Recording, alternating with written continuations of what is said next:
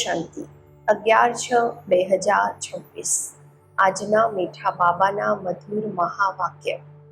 મીઠા બાળકો, પૂરો વારસો લેવા માટે એક બાપ સાથે પૂરી પ્રીત રાખો. તમારી પ્રીત કોઈ પણ દેહધારી સાથે નહીં હોવી જોઈએ. પ્રશ્ન છે, જે પોતાના દેવી સંપ્રદાયના હશે એમની સામે કયા અક્ષર ફરતા રહેશે? ઉત્તર છે, જ્યારે તમે એમને બતાવશો કે બાપને યાદ કરવાથી વિકર્મ વિનાશ થાય છે અને દેવી દેવતા ધર્મની સ્થાપના થાય છે, તો આ અક્ષર એમની સામે ફરતા રહેશે. એમની બુદ્ધિમાં આવશે, અમારે દેવતા બનવાનું છે, એટલે અમારું ખાન પાન શુદ્ધ હોવું જોઈએ. ગીત છે, भोलेनाथ से निराला कोई और नहीं, ऐसा बिगड़ी बनाने वाला कोई और नहीं. ઓમ શાંતિ. ભોળાનાથના બાળકો સાંભળી રહ્યા છે. કોની પાસેથી સાંભળી રહ્યા છે? ભોળાનાથથી. ભોળાનાથ શિવને જ કહેવામાં આવે છે. એનું નામ જ શિવ છે. ભોળાનાથના બાળકો એટલે કે શિવના બાળકો. આત્માઓ સાંભળી રહી છે આ કાનોથી. અત્યારે તમે બાળકો આત્મ અભિમાની બન્યા છો. બાળકો ટેપ ઉપર મુરલી સાંભળે છે તો સમજે છે શિવ બાબા અમને પોતાનો પરિચય આપે છે. હું બધી આત્માઓનો બાપ છું. જેને તમે પરમ પિતા, પરમ આત્મા એટલે કે પરમાત્મા કહો છો, એને હંમેશા ફાધર જ કહે છે. કોણ કહે છે કે એ ફાધર છે? આત્મા. આત્માને અત્યારે જ્ઞાન મળ્યું છે અને બીજા કોઈ મનુષ્ય માત્રને આ જ્ઞાન નથી. અમારી આત્માના બે બાપ છે, એક સાકાર, એક છે નિરાકાર. એ પરમ પિતા છે. આ સમજણ બીજું કોઈ આપી ન શકે. બાપના સિવાય બીજા કોઈ આ પૂછી ન શકે. બાપ જ પૂછે છે. તમે જે કહો છો પરમ પિતા, પરમાત્મા, ગોડ ફાધર, એ તમે કોના માટે કહો છો? શું લૌકિક બાપના માટે કે પારલૌકિક બાપના માટે? લૌકિક ફાધરને ગોડ ફાધર કહેશે? હિન્દીમાં અક્ષર જ છે, અક્ષર પણ છે પરમ પિતા. તો તે એક જ નિરાકાર છે. ઈશ્વર, પ્રભુ કે ભગવાન કહેવાથી બાપ સિદ્ધ નથી થતા. ગોડ ફાધર અક્ષર સારો છે. આત્માએ કહ્યું તે અમારા ગોડ ફાધર છે. લૌકિક ફાધર તો માત્ર શરીરના બાપ છે. તમને બધાને પૂછવામાં આવે છે, તમને કેટલા બાપ છે? એક છે લૌકિક, બીજા છે પારલૌકિક. અચ્છા, બંનેમાં મોટા કોણ? જરૂર કહેશે પારલૌકિક ફાધર, શિવ બાબા. એની મહિમા છે. બધા પતિતોને પાવન બનાવવા વાળા પારલૌકિક બાપ. આ પણ અત્યારે તમે સમજો છો. દુનિયામાં આ કોઈ પણ નથી સમજતા. બાપે સમજાવ્યું છે, તમને લૌકિક બાપ સાથે પ્રીત, તમને પારલૌકિક બાપ સાથે પ્રીત છે. બીજાની છે વિનાશ કાળે વિપરીત બુદ્ધિ. વિનાશનો અત્યારે સમય છે. એ જ મહાભારતની લડાઈ હવે લાગવાની છે. એરોપ્લેન, ટેન્ક્સ વગેરે એકબીજાને સપ્લાય કરતા રહે છે. બધાને આપતા જાય છે. પૈસાથી જેને જે ઈચ્છે તે આપતા જાય છે. ઉધાર પણ લે છે.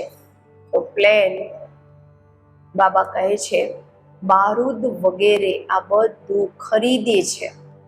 આ બધી વસ્તુઓ ખૂબ મોંઘી હોય છે. વિલાયત વાળા બનાવે છે, વિદેશી બીજા દેશવાળા બનાવે છે, એ પછી વેચતા રહે છે. ભારતવાસી થોડી એરોપ્લેન વગેરે વેચે છે. આ બધી વસ્તુઓ બહારથી આવેલી છે. હવે જે વસ્તુ ખરીદી કરશે તે જરૂર કામમાં પણ લગાવશે, ફેંકવાના માટે થોડી લે છે. એ છે વિનાશ કાળે વિપરીત બુદ્ધિ યાદવ સંપ્રદાય, જે યુરોપમાં રહે છે. એમાં બધા આવી ગયા. ભારત જે અવિનાશી ખંડ છે, કારણ કે અવિનાશી બાપનું જન્મ સ્થાન છે, બર્થ પ્લેસ છે. બાપ આવે જ ત્યારે છે જ્યારે જૂની દુનિયા ખતમ થવાની છે, અને જન્મ ત્યાં લે છે જ્યાં ક્યારેય ખતમ નથી થવાનું. બાપ આવ્યા હતા ત્યારે તો શિવ જયંતિ મનાવે છે, પરંતુ એમને આ ખબર નથી કે શિવ બાબા ક્યારે આવે છે. આવે પણ એ સમયે છે જ્યારે કે વિનાશના માટે તૈયારીઓ થઈ રહી છે. હવે બાપ કહે છે તે છે યુરોપવાસી યાદવ સંપ્રદાય, જે સતયુગમાં હોતા નથી. ન બૌદ્ધી ન ક્રિશ્ચન વગેરે હોય છે. હવે બાપ કહે છે એમની છે વિનાશ કાળે વિપરીત બુદ્ધિ, કારણ કે પરમાત્મા બાપને સર્વવ્યાપી કહી દે છે. તમે છો વિનાશ કાળે પ્રીત બુદ્ધિ. તમે બાપને જાણો છો, તમે સમજો છો. અમે 84 જન્મ લીધા છે. 84 જન્મોમાં બાપ આત્મા તમો પ્રધાન બની ગયા છે. ભારતવાસીઓએ 84 જન્મ લીધા છે. હવે નાટક પૂરું થાય છે. બધાને પાછા જવાનું છે. તમને બાપ રાજયોગ શીખવી રહ્યા છે. આ છે બધાની કયામતનો સમય, એટલે કે મોતનો સમય. તો એ યાદવોની પણ ઈશ્વર સાથે પ્રીત નથી, એટલે વિનાશ કાળે વિપરીત બુદ્ધિ કહેવામાં આવે છે. કોઈ પણ દેહધારી મનુષ્યથી પ્રીત નથી લગાવવાની. એ તો છે રચના, એમનાથી વારસો મળી ન શકે. ભાઈને ભાઈથી વારસો થોડી મળે છે. આ તો સારી રીતે સમજાવ્યું છે. તમે બાળકો અત્યારે સમજો છો. એમની છે વિનાશ કાળે વિપરીત બુદ્ધિ અને તમારી છે પ્રીત બુદ્ધિ. એમાં પણ જે તીવ્ર પ્રીત વાળા છે, ખૂબ જીગરી પ્યાર બાબા સાથે જેમનો છે, બાબા સાથે પૂરી પ્રીત રાખે છે. અમે બાબા પાસેથી 21 જન્મ સ્વર્ગનો વારસો લઈએ છીએ. તે બાબાની સત્ય વાત બતાવે છે. તે બાબા જ સત્ય બતાવે છે. બીજા કોઈ સાથે પ્રીત નથી રાખવાની. જ્યારે નવું મકાન બનાવે છે તો પછી નવા મકાન સાથે પ્રીત લાગી જાય છે. સમજવામાં આવે છે જૂનું મકાન તૂટી જવાનું છે, તો અમે પણ જૂની દુનિયાથી દિલ તોડતા જઈએ છીએ. બાપ સમજાવે છે દિવસ પ્રતિ દિવસ વાયુમંડળ ખરાબ થતું જશે. જુઓ છો કેટલી ધમાલ થાય છે, હંગામા થાય છે, તો સમજશે કે બસ હવે આ ખલાસ થાય છે. અમારે જવાનું છે નવી દુનિયામાં. તો નવી દુનિયાને યાદ કરવી પડે. બેહદના બાપ અને વારસાને યાદ કરવાનું છે. બીજા કોઈને યાદ કરવાથી કંઈ મળશે નહીં. મનુષ્ય ભક્તિ માર્ગમાં તો કેટલા યાદ કરે છે. મા બાપ મિત્ર સંબંધીઓને યાદ કરવા છતાં પણ પછી દેવી દેવતાઓને કેટલા યાદ કરે છે. પાણીમાં સ્નાન કરે છે, નાવા જાય છે, એને પતિત પાવની કહે છે. દેખાડે છે તીર માર્યું અને ગંગા નીકળી આવી. ગંગા જળ મુખમાં આપે છે તો સમજે છે થોડું પણ ગંગાજળ મળવાથી મુક્તિને પામી લેશે. બાપ કહે છે, અહીંયા છે જ્ઞાનની વાતો. તમે થોડું પણ જ્ઞાન સાંભળો છો તો ફળ મળી જાય છે. આ જ્ઞાન સાંભળવાની વાત છે. અમૃત પીવાની વસ્તુ નથી, આ જ્ઞાન છે. એવું નહીં સમજો કે ભોગના દિવસે અમૃત પીવડાવે છે. નહીં, એ તો મીઠું પાણી છે. બાકી આ છે જ્ઞાનની વાત. જ્ઞાન એટલે કે બાપ અને સૃષ્ટિના આદિ મધ્ય અંતને જાણવા. આ સૃષ્ટિ ચક્ર કેવી રીતે ફરે છે, કોણ 84 જન્મ લે છે, બધા તો લઈ ન શકે. પહેલા ભારતવાસી જ આવે છે, એ જ પૂરા 84 જન્મ લે છે. જે દેવતા હતા એ જ 84 જન્મ ભોગવી પતિત બની જાય છે. બાપ આવીને પછી કાંટાઓથી ફૂલ બનાવે છે. મનુષ્ય દેહ અભિમાનમાં આવીને 5 વિકારોમાં ફસાઈ પડે છે. અત્યારે છે રાવણ રાજ્ય, સતયુગ હતું દેવી રાજ્ય. શિવ બાબા જ સ્વર્ગની પૂરી રચે છે. સ્વર્ગ બાબા કહે છે હું બનાવું છું. સૂર્યવંશી લક્ષ્મી નારાયણનું રાજ્ય હતું.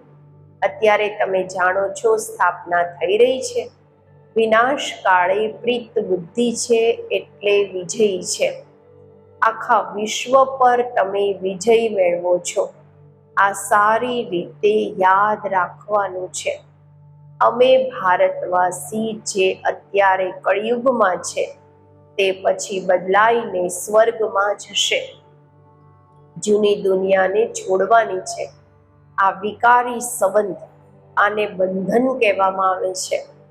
તમે વિકારી બંધનથી નીકળી નિર્વિકારી સંબંધમાં જાઓ છો. પછી બીજા જન્મમાં તમે વિકારી બંધનમાં નહીં આવશો. ત્યાં છે જ નિર્વિકારી સંબંધ.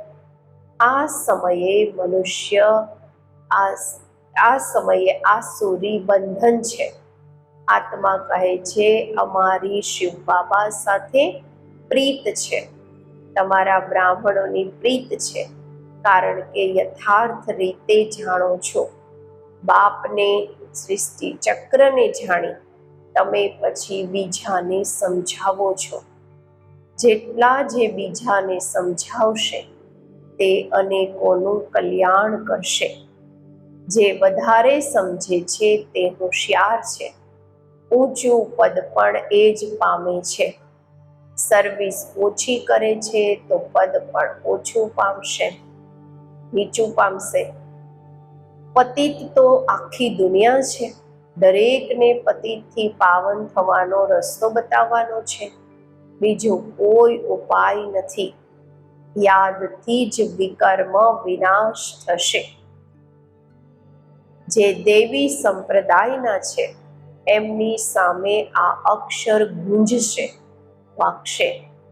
સમજશે આ તો બરાબર વાત છે, ઠીક વાત છે. બરોબર અમે દેવી દેવતા બનીએ છીએ.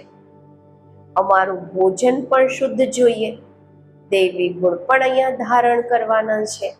સર્વગુણ સંપન્ન બનવાનું છે. અત્યારે તમે બની રહ્યા છો. આ લક્ષ્મી નારાયણ દેવતાઓ છે, આમને ભોગ લગાવે છે. તો શું સિગરેટ વગેરેનો ભોગ લગાવે છે?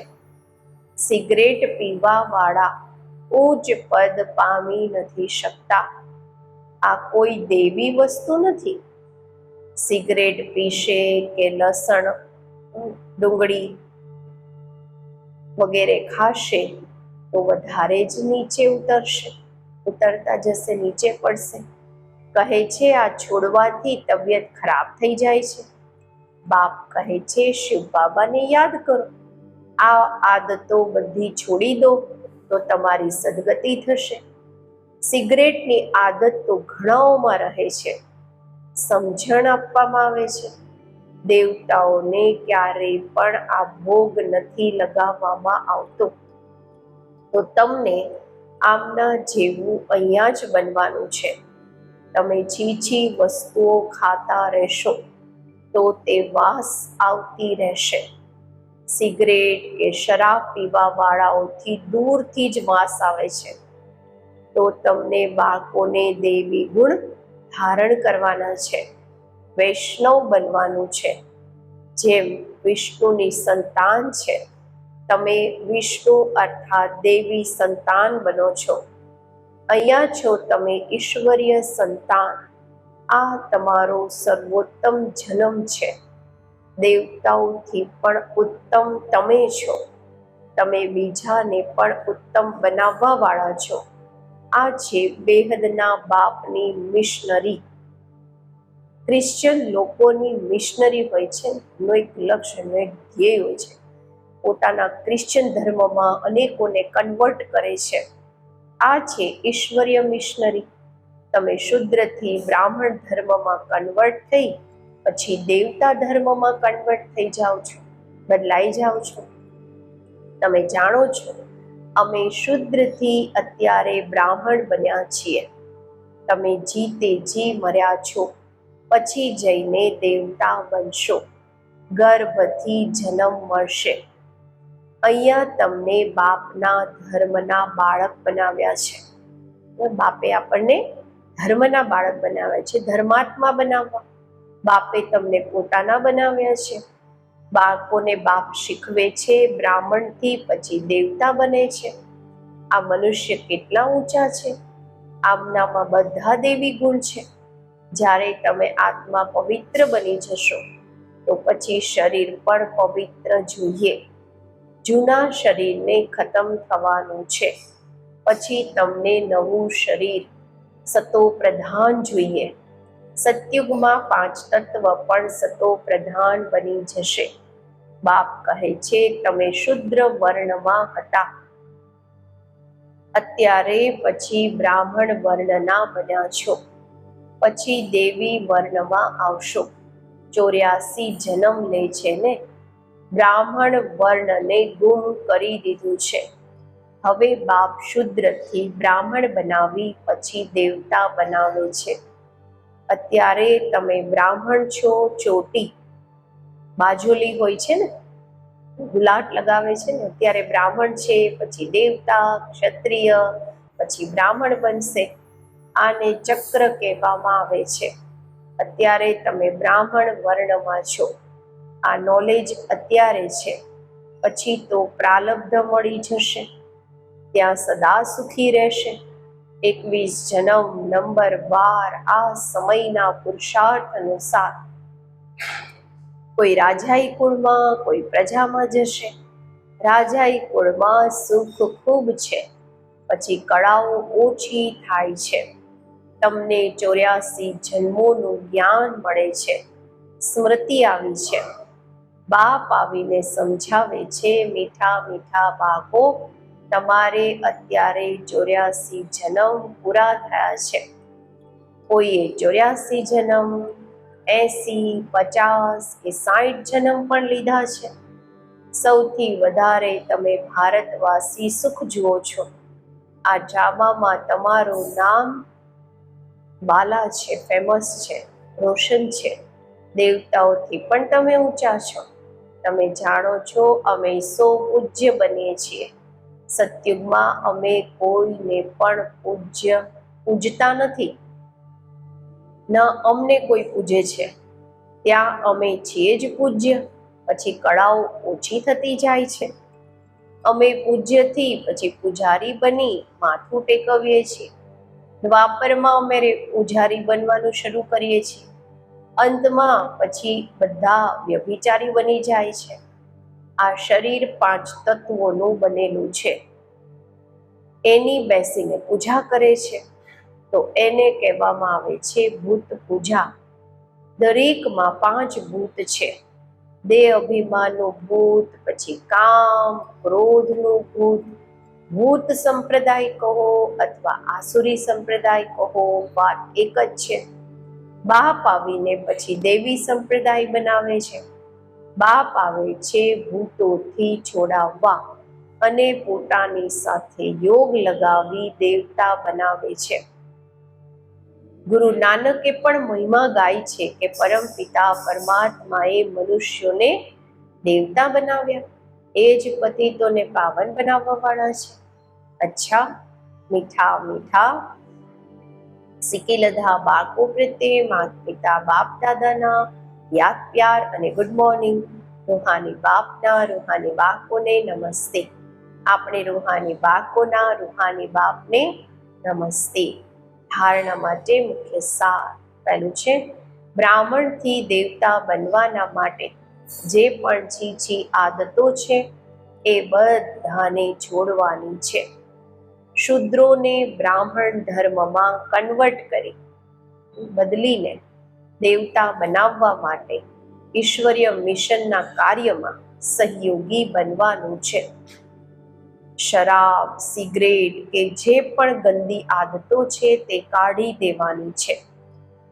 બીજું, આ વિનાશ કાળના સમયમાં એક બાપ સાથે સાચી પ્રીત રાખવાની છે.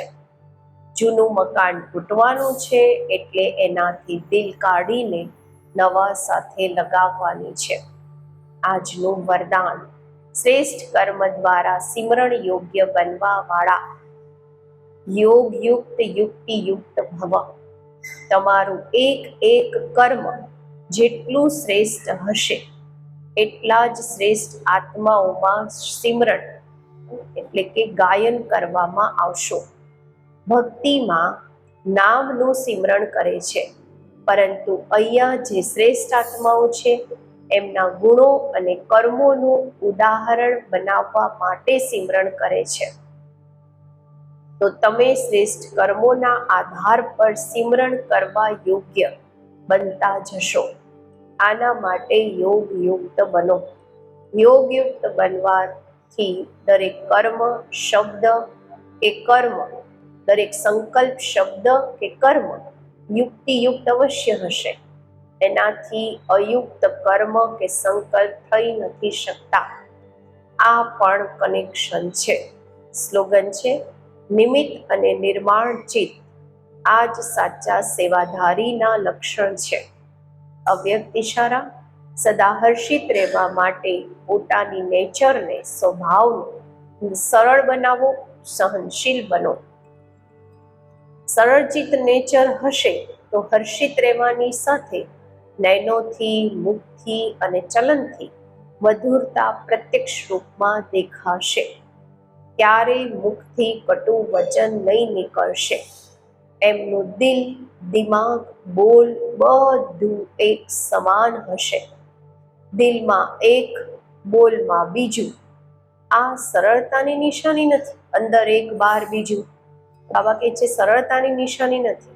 સરળ સ્વભાવવાળા સદા નિર્માણચિત, નિરંકારી, નિસ્વાર્થી હોય છે. ઓમ શાંતિ.